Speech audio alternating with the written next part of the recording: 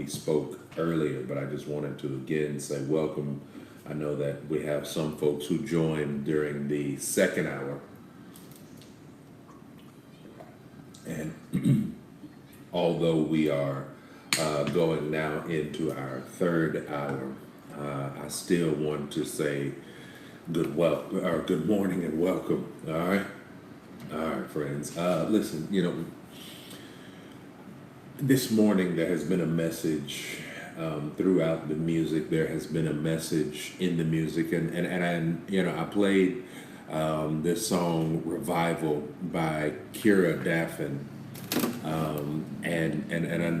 then I played "A Perpetual Yes" by Psalmist Rain, and the Refreshing, and then I played the anthem featuring William Murphy by the Full Gospel Baptist Church Fellowship, and the message in all of what I've been playing and what I've been saying or what I've been playing this morning, is that I want you to know and to understand that no matter where you find yourself in life, God is waiting on you. God is waiting on you. All right. I want to remind you, and I'm not going to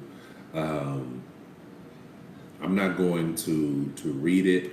I'm not going to go to it, but I do want to at least tell you or remind you about the story of Jonah. All right, the story of Jonah, and many of you have heard the story of Jonah. You know about Jonah. You know who Jonah is, and the thing that has always captured me or amazed me about that is that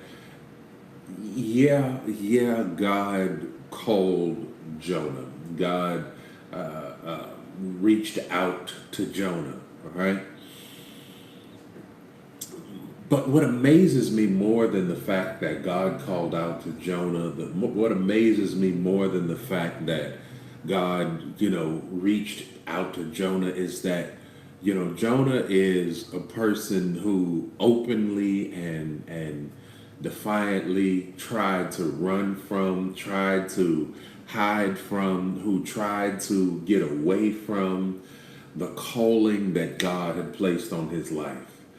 Jonah was one. Now, listen. The Bible is full of stories who received the calling the first time or so that God called, and they did what God called them to do, and they backslid somewhere along the way, and they had to turn and repent. But Jonah was one that when God called him, he ran, he hid,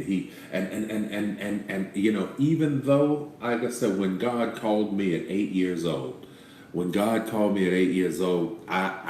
immediately just kind of said yes, right? I did. I said yes, and I went ahead and I started preaching, and I did, as I was instructed. I heard the words, "Feed my sheep," and I've been doing it. And yes, like the others in the Bible, I tried to pull away. I tried to stray away. Like Jeremiah even, I said that I wasn't even going to speak for him no more. I wasn't going to say another word.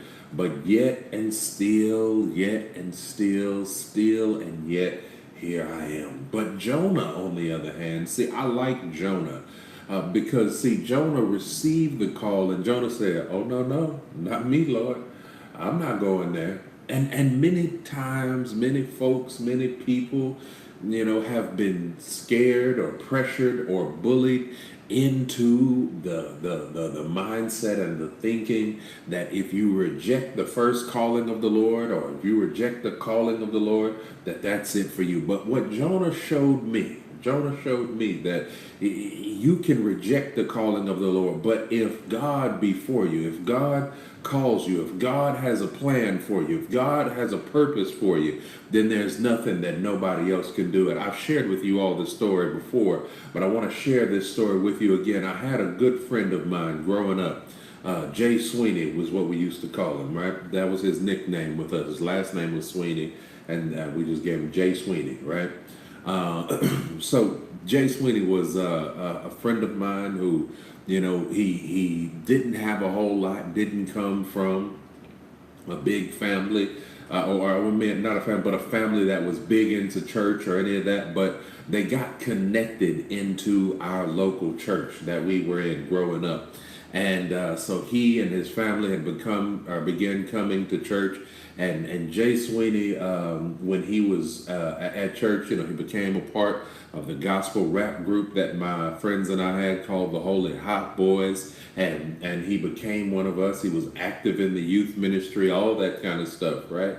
In the youth group. And so Jonathan, one day, I remember I had been preaching for a few years, and Jonathan came to me one day and he said, "Man, I think I'm being called to preach. I think that I'm supposed to preach." And I brought him to another preacher who was much older than I, who I thought, I could trust, and who I thought would help me bring Jonathan on in, because I don't know why I didn't necessarily take him to the pastor. I don't remember if the pastor just wasn't there or if what the case may be. But for some reason, I brought him to this other minister. And this other minister pulled him to the side and said, "Man, listen, if you got the opportunity to run, I say run. I say enjoy it. Enjoy your youth while you're young. Don't try to jump into this thing too fast." I don't know why that was the words that he gave him. I don't know why that minister didn't encourage him to get serious about the Lord and to take hold of the reins and to begin preaching. And Jonathan took that preacher's words and he ran with them. He ran and he did what he wanted to do. He did what he could do. And he still loved the Lord. He still, came to church. But he did not accept the ministry call or at least announce the ministry call publicly. But I thank God that even though you may miss the call the first go round, you may run from the call the first time, I thank God that if God be for you, then man who is against you is considered nothing. And so one day I want you to know that my boy Jonathan, he did accept his call into the ministry, and he did accept, and he began preaching, and he began his ministry, and even though his life was cut short, right, even though he was killed and murdered in an act of senseless violence, I want you to know that he still accepted the call. Friends, I want you to know that it's not too late for you. You're not too far gone. You haven't run too far away from God. Listen, the prodigal son is a perfect example of no matter how far you've gone, no matter how low you have fallen, no matter where you may find yourself, what station you may find yourself in, God is right there in the opposite direction. Home is right there in the opposite direction. All you've got to do is just turn around and come to your senses and say, "You know what? I've got it better in my Father's kingdom. I've got it better with the Master. I've got it better if I would just trust him, and if I would just trust him even when I can't trace him." Friends, I want to encourage you. I don't know what it is that you may be dealing with in your life. I don't know if you've been smoking, drinking, sexing, lying, cussing, cheating, whatever it is that you've been doing. I want you to know that God still loves you. God still has a plan, and God still has a purpose for you. Jonah thought he could run. Jonah thought that he could even try to get out of this thing by telling them, "Hey, y'all just toss me overboard because I'm the problem here." And even as he began to sink, I want you to know that God still covered him. God still protected him. God still gave him another opportunity to get it right. And I want you to know today, God is giving somebody under the sound of my voice another opportunity to get it right. God is giving you another opportunity to accept the call, because them who he called, he also foreknew. He also predestined. And I want you to know that God has called you. He knew you. He's predestined you from the foundations of the world. He has been drawing you, and it is now time.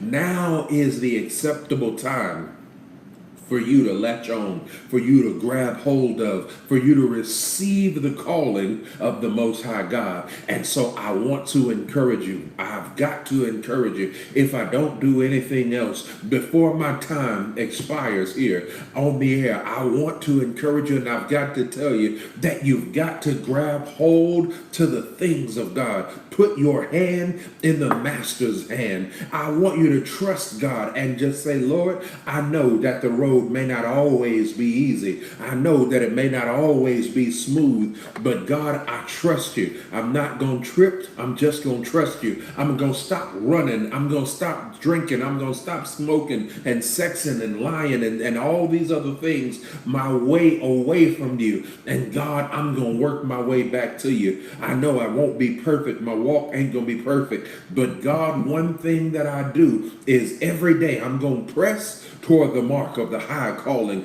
Every day, Lord, I'm going to try to do better in you as I receive the calling that you've placed on my life. It may not be to a pulpit. It may not be that you're going to be a pastor of a church, but whatever it is, God is calling you. He's calling you.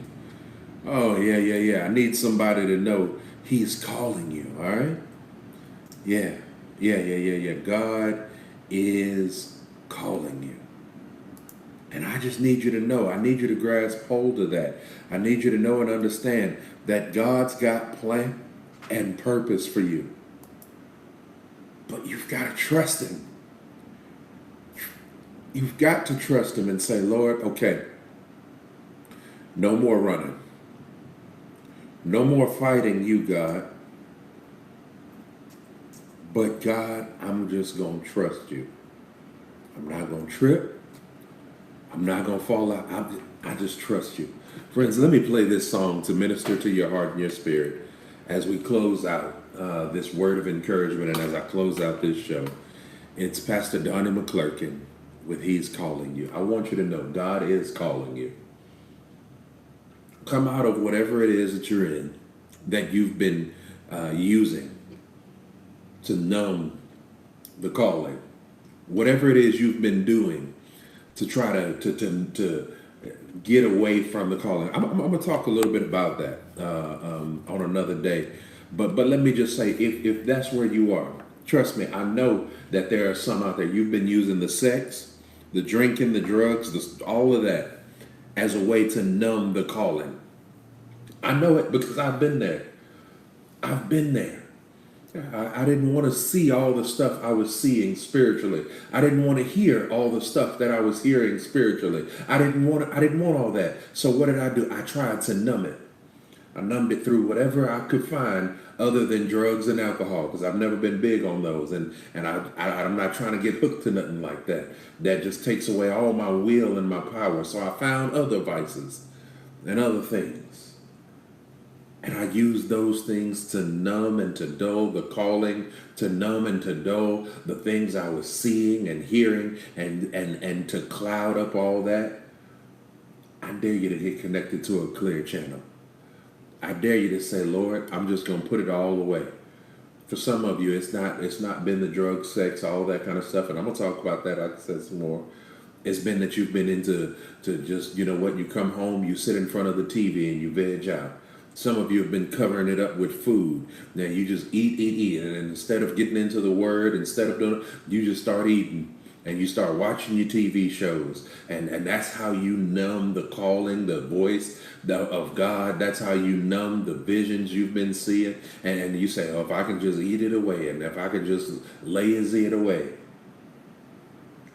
I want you to know and I want you to understand. He's calling you. He's calling you. I don't care what state you're in. I don't care where you find yourself. You may be in the belly of a fish. It's all right. Trust God and say, Lord, I trust you.